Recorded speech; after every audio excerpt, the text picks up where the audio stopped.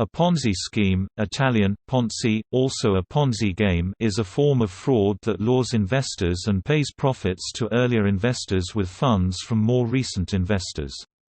The scheme leads victims to believe that profits are coming from product sales or other means, and they remain unaware that other investors are the source of funds. A Ponzi scheme can maintain the illusion of a sustainable business as long as new investors contribute new funds, and as long as most of the investors do not demand full repayment and still believe in the non-existent assets they are purported to own. The scheme is named after Charles Ponzi, who became notorious for using the technique in the 1920s. The idea had already been carried out by Sarah Howe in Boston in the 1880s through the ladies' deposit. Howe offered a solely female clientele an 8% monthly interest rate, and then stole the money that the women had invested. She was eventually discovered and served 3 years in prison. The Ponzi scheme was also previously described in novels. Charles Dickens' 1844 novel Martin Chuzzlewit and his 1857 novel Little Dorrit both feature such a scheme. Ponzi carried out this scheme and became well known throughout the United States because of the huge amount of money that he took in. His original scheme was based on the legitimate arbitrage of international reply coupons for postage stamps, but he soon began diverting new investors' money to make payments to earlier investors and to himself.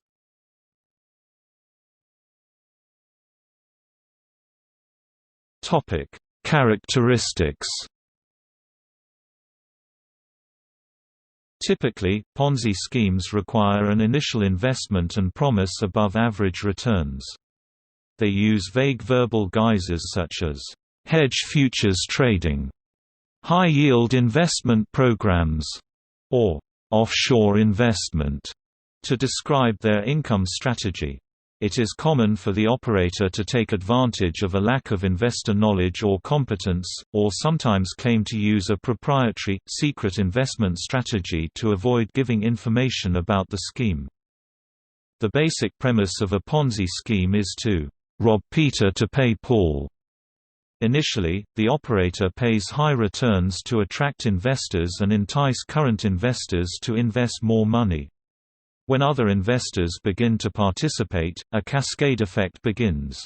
The schemer pays a return to initial investors from the investments of new participants, rather than from genuine profits. Often, high returns encourage investors to leave their money in the scheme, so that the operator does not actually have to pay very much to investors. The operator simply sends statements showing how much they have earned, which maintains the deception that the scheme is an investment with high returns. Investors within a Ponzi scheme may even face difficulties when trying to get their money out of the investment. Operators also try to minimize withdrawals by offering new plans to investors where money cannot be withdrawn for a certain period of time in exchange for higher returns. The operator sees new cash flows as investors cannot transfer money. If a few investors do wish to withdraw their money in accordance with the terms allowed, their requests are usually promptly processed, which gives the illusion to all other investors that the fund is solvent and financially sound. Ponzi schemes sometimes begin as legitimate investment vehicles, such as hedge funds that can easily degenerate into a Ponzi-type scheme if they unexpectedly lose money or fail to legitimately earn the returns expected. The operators fabricate false returns or produce fraudulent audit reports instead of admitting their failure to meet expectations, and the operation is then considered a Ponzi scheme. A wide variety of investment vehicles and strategies, typically legitimate, have become the basis of Ponzi schemes. For instance, Alan Stanford used bank certificates of deposit to defraud tens of thousands of people. Certificates of deposit are usually low-risk and insured instruments, but the Stanford certificates of deposit were fraudulent.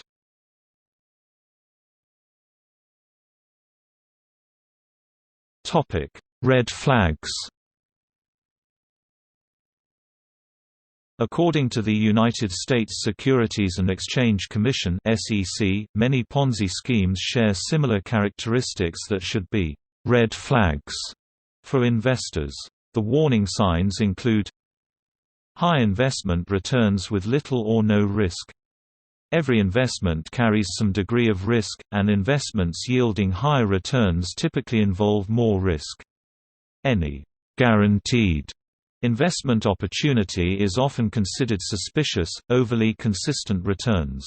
Investment values tend to go up and down over time, especially those offering potentially high returns. An investment that continues to generate regular positive returns regardless of overall market conditions is considered suspicious. Unregistered investments. Ponzi schemes typically involve investments that have not been registered with the SEC or with state regulators. Registration is important because it provides investors with access to key information about the company's management, products, services, and finances. Unlicensed sellers. Federal and state securities laws require that investment professionals and their firms be licensed or registered. Most Ponzi schemes involve unlicensed individuals or unregistered firms, secretive or complex strategies. Investments that cannot be understood or do not give complete information, issues with paperwork. Excuses are given regarding why clients cannot review information in writing about an investment. Also, account statement errors and inconsistencies are frequently signs that funds are not being invested as promised. Difficulty receiving payments. Clients have failures to receive a payment or have difficulty cashing out their investments. Ponzi scheme promoters routinely encourage participants to roll over investments and sometimes promise even higher returns on the amount rolled over.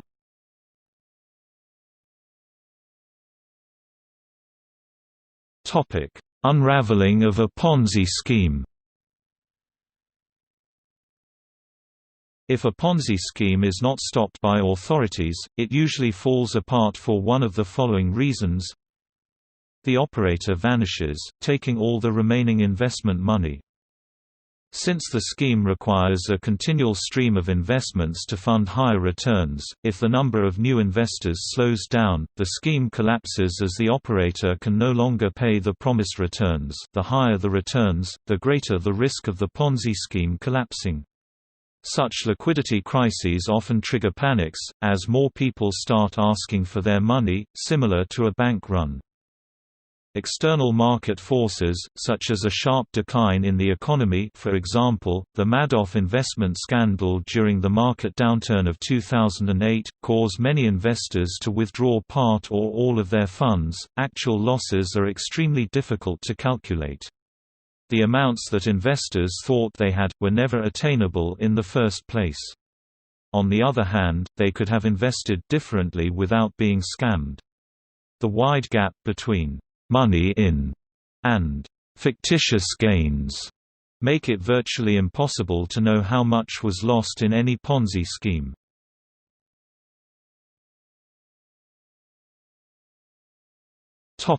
Similar schemes. A pyramid scheme is a form of fraud similar in some ways to a Ponzi scheme, relying as it does on a mistaken belief in a non-existent financial reality, including the hope of an extremely high rate of return.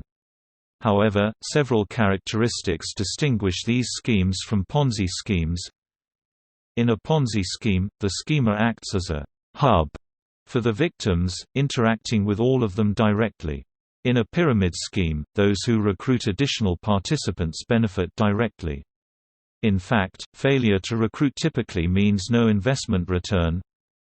A Ponzi scheme claims to rely on some esoteric investment approach, and often attracts well-to-do investors, whereas pyramid schemes explicitly claim that new money will be the source of payout for the initial investments. A pyramid scheme typically collapses much faster because it requires exponential increases in participants to sustain it. By contrast, Ponzi schemes can survive simply by persuading most existing participants to reinvest their money. With a relatively small number of new participants, cryptocurrencies have been employed by scammers attempting a new generation of Ponzi schemes. For example, misuse of initial coin offerings, or ICOs, On the Ethereum blockchain platform have been one such method, known as smart Ponzi's, per the Financial Times. The novelty of ICOs means that there is currently a lack of regulatory clarity on the classification of these financial devices, allowing scammers wide leeway to develop Ponzi schemes using these assets. Economic bubbles are also similar to a Ponzi scheme in that one participant gets paid by contributions from a subsequent participant until inevitable collapse. A bubble involves ever-rising prices in an open market, for example stock, housing, cryptocurrency, subscription required or tulip bulbs, where prices rise because buyers bid more, and buyers bid more because prices are rising. Bubbles are often said to be based on the greater fool theory. As with the Ponzi scheme, the price exceeds the intrinsic value of the item, but unlike the Ponzi scheme, in most economic bubbles, there is no single person or group misrepresenting the intrinsic value. A common exception is a pump and dump scheme, typically involving buyers and holders of thinly traded stocks, which has much more in common with a Ponzi scheme compared to other types of bubbles. Ponzi schemes typically result in criminal charges when authorities discover them. But other than pump and dump schemes, economic bubbles do not typically involve unlawful activity, or even bad faith on the part of any participant. Laws are only broken if someone perpetuates the bubble by knowingly and deliberately misrepresenting facts to inflate the value of an item, as with a pump and dump scheme. Even when this occurs, wrongdoing, and especially criminal activity, is often much more difficult to prove in court compared to a Ponzi scheme. Therefore, the collapse of an economic bubble rarely results in criminal charges which require proof beyond a reasonable doubt to secure a conviction and, even when charges are pursued, they are often against corporations, which can be easier to pursue in court compared to charges against people but also can only result in fines as opposed to jail time. The more commonly pursued legal recourse in situations where someone suspects an economic bubble is the result of nefarious activity is to sue for damages in civil court, where the standard of proof is only balance of probabilities and where the plaintiff need not demonstrate mens rea. In some jurisdictions, following the collapse of a Ponzi scheme, even the innocent beneficiaries, including anyone who unwittingly profited without being aware of the fraudulent nature of the scheme, as well as the recipients of charitable donations from the perpetrators while the scheme was in operation, are liable to repay any such profits or donations for distribution to the victims. This typically does not happen in the case of an economic bubble, especially if nobody can prove the bubble was caused by anyone acting in bad faith. Items traded in an economic bubble are much more likely to have an intrinsic value that is worth a substantial proportion of the market price. Therefore, following collapse of an economic bubble, especially one in a commodity such as real estate, the items affected will often retain some value, whereas an investment that is part of a Ponzi scheme will typically be worthless or very close to worthless. On the other hand, it is much easier to obtain financing for many items that are the frequent subject of bubbles. If an investor trading on margin or borrowing to finance investments becomes the victim of a bubble, he or she can still lose all or a very substantial portion of his or her investment capital, or even be liable for losses in excess of the original capital investment.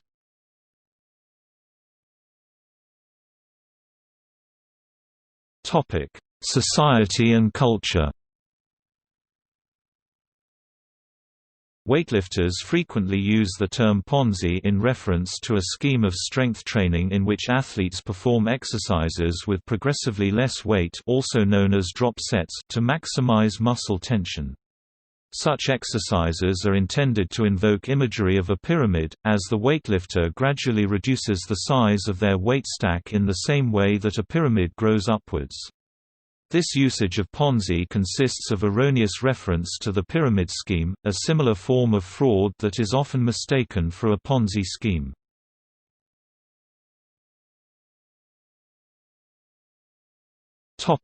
See also: Adele Spitzerdare, Black Friday 1869, also referred to as the Gold Panic of 1869. Bucket shop, stock market. Chain letter. Get-rich-quick scheme. List of Ponzi schemes. Matrix scheme.